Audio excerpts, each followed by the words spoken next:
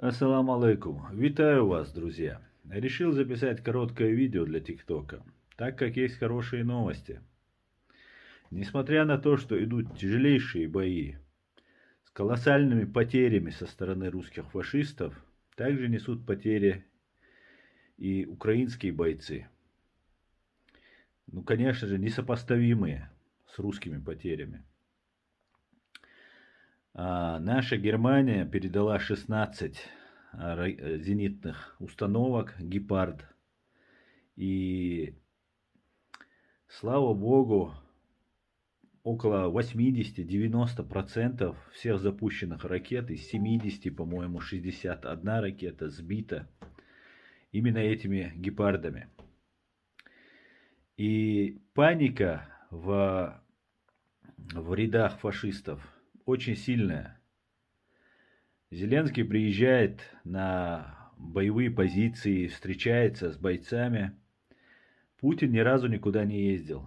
И вот теперь фашист, понимая, что несут колоссальнейшие потери просто на территории Бахмута, под Бахмутом, решил съездить и засветиться на мосту. На том самом мосту, который кто-то как-то подорвал. Видели, наверное, эти кадры? Владимир Путин на бронированном Мерседесе поехал, постоял на мосту, одетый в бронежилет, с закрытым капюшоном на голове, чтобы, не дай бог, дрон не засек и не вычислил, кто же это тут на мосту собрался. И быстро ретировались. Ребята, все отлично. Скоро будет освобождена вся Украина, даст Бог. И скоро за все русские фашисты будут отвечать. В судах по всей Европе, в Соединенных Штатах Америки, и по всей Европе будут процессы. В Чеченской Республике, после того, как мы освободим, в Украине будут суды над военными преступниками, которые совершают эти страшные зверства. Бомбят гражданскую инфраструктуру. Это методы ведения войны по-русски. Они так воевали с нами, с чеченцами. Всегда только так они умеют воевать. По-другому они не умеют. Они хотят, чтобы украинцы просили прекратить эту войну свое правительство.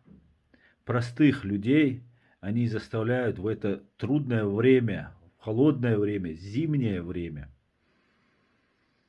оставаться на холоде, без горячей воды, без света, без отопления, без связи. Это, конечно же, военные преступления. Но это не первые преступления того же Путина с Патрушевым и той же России. То же самое было у нас в Чеченской Республике Ичкерия. Ну, как я сказал, многие ракеты сбиты. И они идут на эти военные преступления не потому, что они не видят, что весь Запад видит, и на них готовятся материалы по всем этим преступлениям. Они идут на эти военные преступления от безысходности.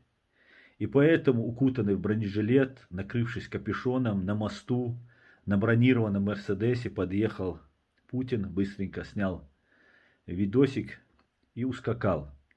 Потому что нужно поддержать свою отчаявшуюся армию. Почти все зэки уже насильно забранные, уже почти все уже полегли в украинской земле. Российские зэки, которых они собирают. Они сейчас ищут их в Африке, везде, вербуют где только можно. Но у них ничего не получается и не получится.